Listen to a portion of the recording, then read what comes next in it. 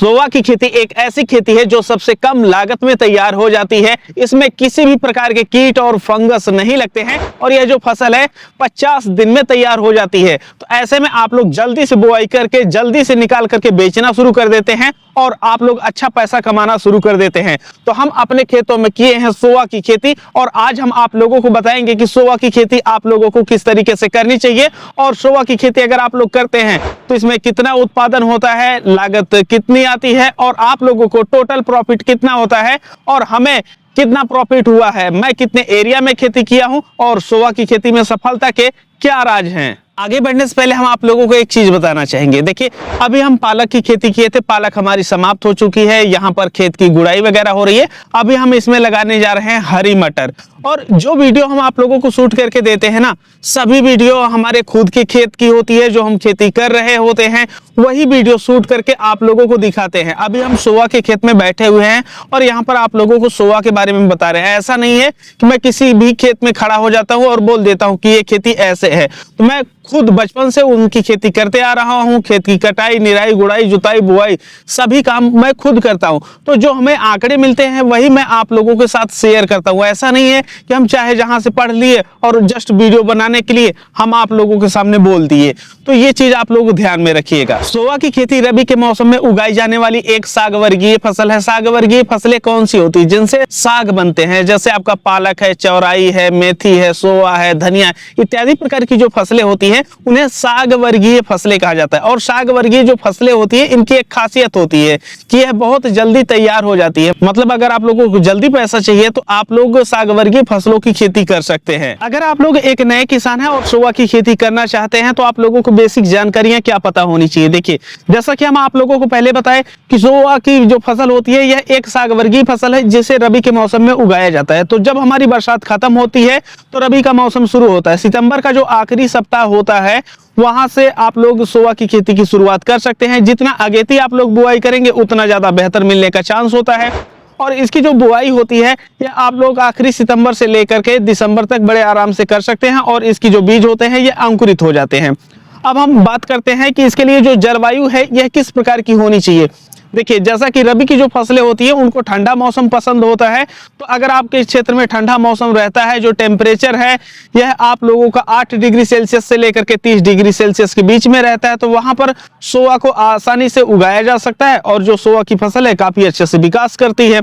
अब मिट्टी किस प्रकार की होनी चाहिए तो आप लोगों को बताते चले कि जो सागवर्गीय फसलें होती है जैसे धनिया है, मूली है, पालक है, चौलाई है, सोवा है, मेथी इत्यादि प्रकार की जो फसलें होती है ना, इनको बहुत ज्यादा उपजाऊ मिट्टी की आवश्यकता नहीं होती है। हालांकि अगर मिट्टी उपजाऊ रहती है तो ऐसे में थोड़ा सा प्रोडक्शन में प्लस पॉइंट देखने को मिलता है।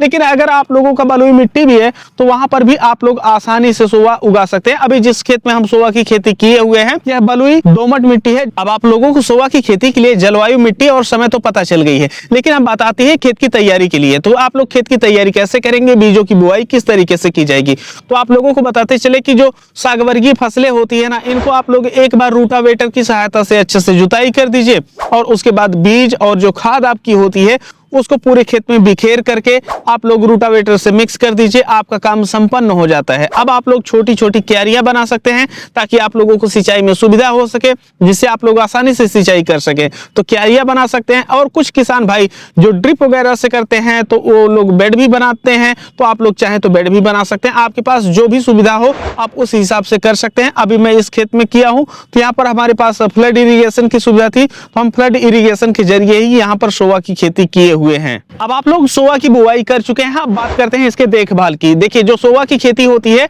कुछ इसकी देखभाल की जरूरत नहीं होती है। हाँ, इसमें खरपतवार ज्यादा ना होने पाए इस वजह से जब आप लोग बुआई करते हैं जो पेंडामेथिलिन 30% EC आता है ना, उसे आप लोग 600 ml प्रति एकड़ के हिसाब से, मतलब 600 ml को आप लोगों को 150 से 200 लीटर पानी में मिक्स करके अपने जो सोवा बुआई किए हुए हैं 1 एकड़ एरिया में वहां पर आप लोगों को स्प्रे कर देना है। अब स्प्रे कर देने से हो ये जाता है कि जो आपके खेत में खरपतवार होते हैं यह नहीं उगते हैं। लेकिन ध्यान दीजिए, जो मोथा होता है, दूब होती है, इनको पेंडामेथिलिन नहीं रोक पाएगा। जो सीजनी खरपतवार होते हैं जो खास तौर पे रबी के मौसम या ठंडियों के मौसम में उगते हैं, उन्हीं खरपतवार को जो पेंडामेथिलिन होता है यह रोकता है। तो तो आप लोग खरपतवार प्रबंधन अगर कर लिए तो आपको ज्यादा कुछ करना नहीं है, सिर्फ हल्की नमी बना करके रखना है, जो कि 1 से 2 बार आप लोगों को सिंचाई करनी पड़ती है। और 50 दिन में जो आपका सोवा होता है यह तैयार हो जाता है। अब उसके बाद आप लोग आराम से इसकी जो कटाई है यह करके मार्केट में बेच सकते हैं। अब हम बात करते हैं कि जो हम सोवा की खेती किए हुए हैं इसमें हमारी लागत क्या आई है, प्रॉफिट क्या आया है और उत्पादन लेने का हमारा तरीका क्या है, सावधानी क्या रखनी चाहिए। आगे बढ़ने से पहले आप लोगों के लिए एक जरूरी सूचना। देखिए, अगर आप लोग रासायनिक तरीके से खेती करते हैं तो जो आपके खेत की मिट्टी का स्वास्थ्य होता है ये दिन ब दिन खराब होता जाता है और लागत बढ़ती जाती है। और वहीं पर जब आप लोग जैविक खेती करते हैं तो आप लोगों को ये नहीं पता होता है कि कौन से जैविक उर्वरक, कीटनाशक, फंगिसाइड को कैसे घर पे तैयार करना है और उनको कब किस कैसी मात्रा में अपनी फसलों में प्रयोग करना है। तो इन्हीं समस्या को ध्यान में रखते हुए हमने एक किताब लिखी है जिसमें आप लोगों को 101 प्रकार के जैविक उर्वरक, कीटनाशक, फंगिसाइड, किसान मित्र कीड़े इत्यादि को घर पे तैयार करने और उनके उपयोग करने के बारे में विस्तृत जानकारी दी गई है, जिनका उपयोग करके आप लोग अपनी जैविक खेती को आसान कर सकते हैं और रासायनिक खेती में लागत घटा सकते हैं। इस किताब को आप लोग सिर्फ और सिर्फ 101 रुपए में खरीद सकते हैं, मतलब एक टॉफी से भी कम कीमत में आप एक नई चीज बनाना सीख सकते हैं। यह किताब डिजिटल या PDF फॉर्मेट में आप लोगों को मिलती है, हिंदी और अंग्रेजी दोनों में मिल जाती है। इसे खरीदने के लिए दिए गए नंबर पे 101 रुपए का पेमेंट करके पेमेंट का स्क्रीनशॉट व्हाट्सएप कर दीजिए और तुरंत किताब आप लोगों को मिल जाएगी और अपने खेतों में आप लोग उसका उपयोग करना शुरू कर सकते हैं। आगे बढ़ने से पहले एक चीज हम आप लोगों को और बताते चले कि जो सोवा की खेती होती है यह पालक की सहफसली के तौर पे की जाती है। अगर पालक बाजार में 1 किलो कोई खरीद रहा है तो सोवा सिर्फ 100 ग्राम ही खरीदता है। तो ऐसी परिस्थिति में आप पालक बड़े स्तर पे खेती करके बेच सकते हैं, लेकिन अगर सोवा को बड़े स्तर पे लगा दिया और आपके पास बहुत बड़ी मार्केट नहीं है तो जो सोवा की बिक्री है यह नहीं होगी। तो मैं जो सोवा की खेती किया हूँ यह 1 एकड़ ना करने की बजाय हम सिर्फ 10 बिस्वा लगाए हैं और हमारे यहाँ का 10 बिस्वा 1/3 एकड़ होता है। लेकिन हम यहाँ पर जो आपको आंकड़े देंगे यह 1 एकड़ के हिसाब से देंगे ताकि आप लोगों को समझने में आसानी हो सके। तो हम आप लोगों को बताते हैं कि अगर आप लोग 1 एकड़ सोवा की खेती करने जा रहे हैं तो जो सोवा की बीज की मात्रा होती है यह लगती है 1.5 kg से लेकर के 2 kg और जो सोवा की बीज होती है यह आप लोगों को बाजार में 250 रुपए के आसपास 1 किलो मिल जाती है। अगर आप लोग 1 एकड़ में बीज लगाते हैं तो 2 किलो सोवा लगता है। ऐसे में टोटल जो बीज का खर्चा आता है यह सिर्फ आप लोगों का 500 रुपए आता है। अब हम बात करते हैं खेत की तैयारी के लिए और जो खेत की तैयारी के समय खाद डाली जाती है तो जुताई जो होती है ये 2 बार होती है, जिसका जो आप लोगों को खर्चा आ जाता है यह 3000 रुपए आता है। और वहीं पर आप लोगों को इसमें कोई विशेष खाद डालने की जरूरत नहीं होती है।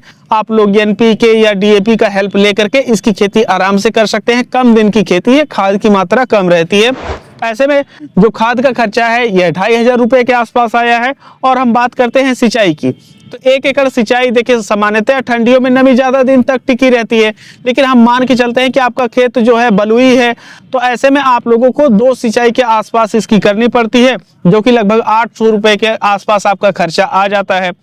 अब जब आपका सोवा तैयार हो जाता है तो इसकी जो कटाई होती है और इसको मंडी लेकर के जाने का जो खर्चा होता है हम उसको टोटल जोड़े हुए हैं 5000 रुपए।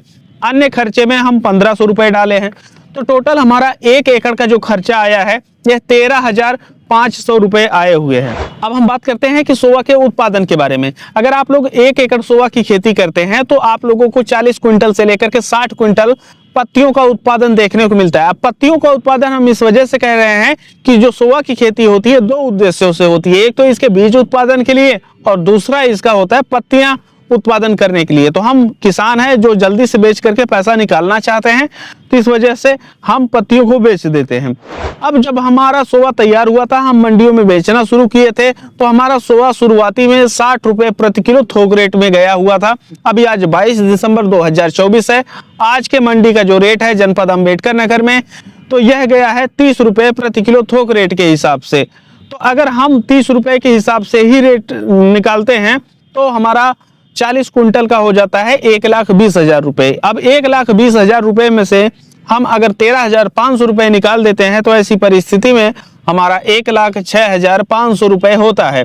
अब ये जो 1,06,500 रुपए है यह हमको बचत के रूप में होता है। लेकिन आप लोगों को बताते चले कि सोवा की खेती जितनी आसान है उतना ट्रिकी भी है। तो वह ट्रिक क्या है जिसके जरिए आप लोग प्रॉफिट में रह सकते हैं, चलिए हम आप लोगों को बताते हैं। अब हम आप लोगों को वो चीज बता रहे हैं जिसके जरिए हम सोवा की खेती से एक अच्छा प्रॉफिट कमाते हैं। देखिए, आपकी सोवा की जो फसल है यह 50 दिन में तैयार तो हो जाती है, लेकिन जब आप लोग कटाई करने जाते हैं तो कटाई करने के दौरान आप लोगों को कुछ चीज का ध्यान रखना चाहिए।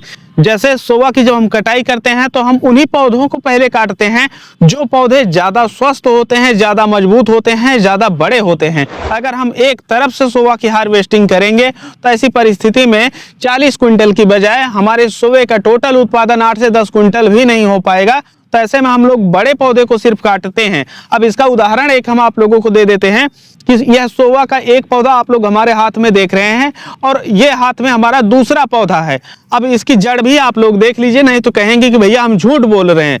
देखिए, एक जड़ इसकी है और ये जो सोवा का पौधा है यह लगभग 80 से 90 ग्राम के आसपास है और वहीं पर ये जो दूसरा हमारा पौधा है यह 10 ग्राम भी नहीं है। तो ऐसी परिस्थिति में अगर हम एक तरफ से हार्वेस्टिंग कर देंगे तो जो हमारे छोटे पौधे हैं ये भी हार्वेस्ट हो जाएंगे और जो हमारी कटाई शिफ्ट में होती है, हमारे यहाँ जो कटाई होती है जड़ के साथ होती है, लेकिन जो हमारे छोटे पौधे होते हैं उनकी कटाई बाद में होती है। तो 3 से लेकर के 4 बार हम लोग कटाई करते हैं।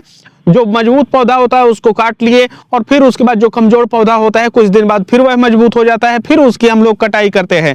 तो ऐसे में जो हमारा उत्पादन होता है प्रति एकड़ यह ज्यादा होता है और जो प्रॉफिट निकल करके आता है यह ज्यादा आता है। तो अगर आप लोग सोवा की खेती करने जा रहे हैं तो इस बात का आप लोगों को विशेष ध्यान रखना चाहिए। और आप लोगों को एक चीज बताते चले कि जो कम दिन की फसलें होती हैं, जैसे साग वर्गीय फसलें हैं, सब्जियों की फसलें हैं, इसका जो मेंटेनेंस होता है यह ज्यादा होता है। अगर आप लोग एक लेबर लगाएंगे तो दिन भर में वह 80 किलो से लेकर के 1 क्विंटल तक सोवा ही तैयार कर पाएगा। तो ऐसे में जो हार्वेस्टिंग कास्ट आती है यह थोड़ा सा आप लोगों को ज्यादा देखने को मिलेगी, लेकिन इतनी भी ज्यादा नहीं है कि आप लोग प्रॉफिट में ना रहें। लेकिन अगर आप लोग छोटे किसान हैं और आप लोगों के पास लागत कम है, रिस्क नहीं उठाना चाहते हैं, तो नेक्स्ट ईयर या इस दिसंबर में भी आप लोग प्लानिंग कर सकते हैं सोवा की खेती के लिए और एक अच्छी प्रॉफिट आप लोग उठा सकते हैं। तो ये रहा हमारी सोवा की खेती का टोटल वीडियो, जिसमें हम आप लोगों को बताएं कि हम किस तरीके से खेती किए हैं, हमारा उत्पादन कितना हुआ है और हम किस रेट में बेच रहे हैं। आप लोगों के क्षेत्र में सोवा का जो रेट है यह किस रेट में जा रहा है और आप लोगों के क्षेत्र में सोवा को क्या कहा जाता है, कमेंट सेक्शन में जरूर बताएं। किसी अन्य फसल पे आप लोगों को वीडियो चाहिए तो हमें बताएं, उस पर भी लेकर के आएंगे। तब तक चलते हैं, मिलते हैं आप लोगों से एक नए वीडियो में। जय जवान जय किसान।